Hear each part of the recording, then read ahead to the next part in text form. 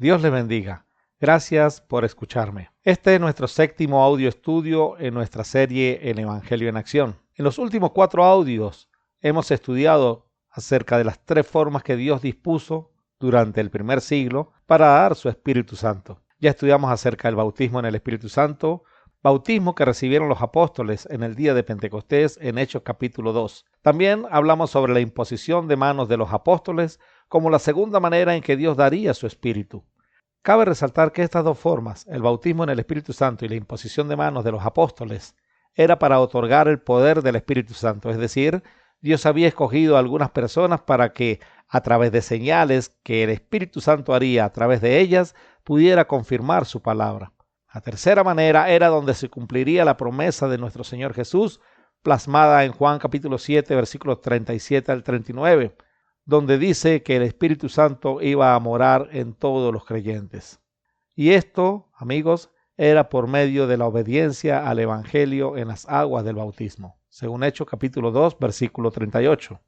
Hay un único caso donde al parecer se repite lo que sucedió en el día de Pentecostés, el bautismo en el Espíritu Santo. Y lo digo de esta manera porque es como Pedro lo describe cuando informa del evento a los líderes de la iglesia en Jerusalén. Hechos capítulo 11, versículo 15 al 16. Esto sucedió precisamente cuando Pedro, usando las llaves del reino que se le había sido dada, predica por primera vez el evangelio a los gentiles. De esta conversión hablaremos en detalle en otra lección, pero lo que debemos resaltar es que, hasta ahora, el evangelio había sido predicado a judíos y a samaritanos, es decir, solamente a los de la nación descendiente de Abraham, la nación hebrea.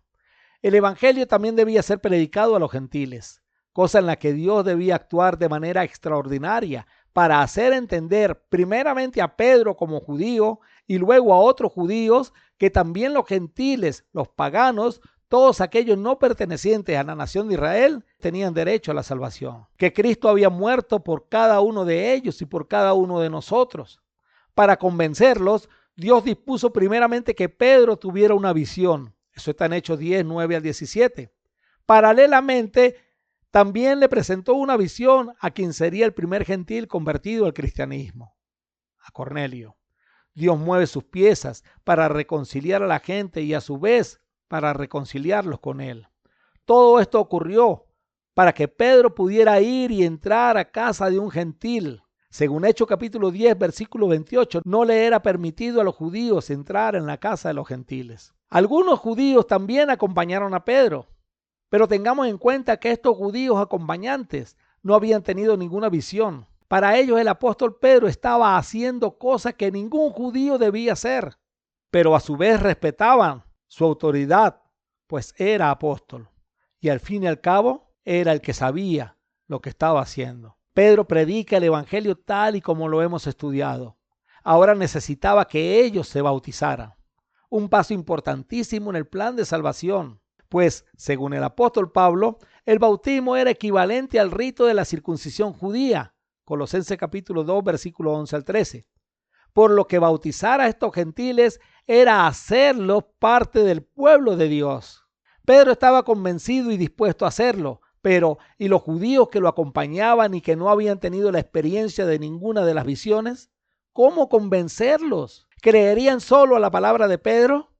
Y es aquí donde entra el Señor Jesús, confirmando con sus señales dadas a través del Espíritu Santo para confirmar la palabra de Pedro. Y mientras aún hablaba Pedro estas palabras, el Espíritu Santo cayó sobre todos los que oían el discurso. Y los fieles de la circuncisión, los judíos que habían venido con Pedro, se quedaron atónitos de que también sobre los gentiles se derramase el don del Espíritu Santo, porque los oían que hablaban en lenguas y que magnificaban a Dios.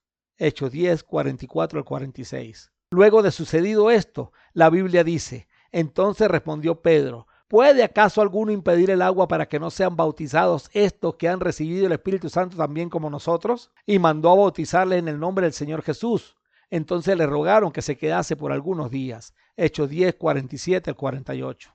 Y una vez más, mis queridos amigos, el plan de salvación es cumplido de manera completa. Predicación del Evangelio y obediencia del mismo en las aguas del bautismo. Vale la pena destacar que, aunque estos gentiles habían recibido el poder del Espíritu Santo y mostraban señales que el Espíritu Santo daba que hiciesen. Aún sus pecados no habían sido perdonados, porque ellos no habían recibido el Espíritu Santo como sello de su salvación. Por lo que dijo, ¿puede alguno impedir el agua para que no sean bautizados estos que han recibido el Espíritu Santo también como nosotros? Y se bautizaron por la autoridad de Cristo.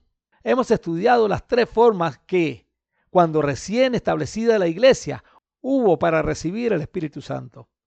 El bautismo en el Espíritu Santo y la imposición de manos era la forma que Dios había establecido para que las personas pudieran empezar a hacer las señales para que su palabra fuera confirmada. Hoy día la tenemos más que confirmada en casi todos los idiomas y dialectos del mundo. Ya Dios no necesita seguir confirmándola, sino lo que necesita es que se siga proclamando. Desde finales del siglo I en adelante, cuando muere Juan, el último apóstol, la única forma de recibir el Espíritu Santo por la imposición de manos de ellos ya no estaba. Dios no iba a repetir más el bautismo en el Espíritu Santo. La única manera que queda hoy día de que la persona pueda recibir el Espíritu Santo y ya como sello de salvación, no para hacer señales, sino como la garantía de las arras de nuestra herencia, es por medio del bautismo en agua. Cuando Pedro testifica a la iglesia en Jerusalén, lo que acabamos de estudiar, él les dice, si Dios pues le concedió también el mismo don que a nosotros que hemos creído en el Señor Jesucristo, ¿quién era yo que pudiese estorbar a Dios? Entonces oídas estas cosas callaron y glorificaron a Dios, diciendo, de manera que también a los gentiles ha dado arrepentimiento para vida. Hechos 11, 17 al 18. A ti, mi querido amigo o amiga, también Dios le ha dado arrepentimiento para vida. Cree y obedece el Evangelio tal y como lo hemos explicado en todos estos audio estudios. Comunícate con nosotros, bien sea el que compartió contigo este audio o comuníquese conmigo a mi WhatsApp +58 412 126 1642 o al correo electrónico iglesiadecristo@hotmail.com. Que Dios le guarde y le continúe bendiciendo.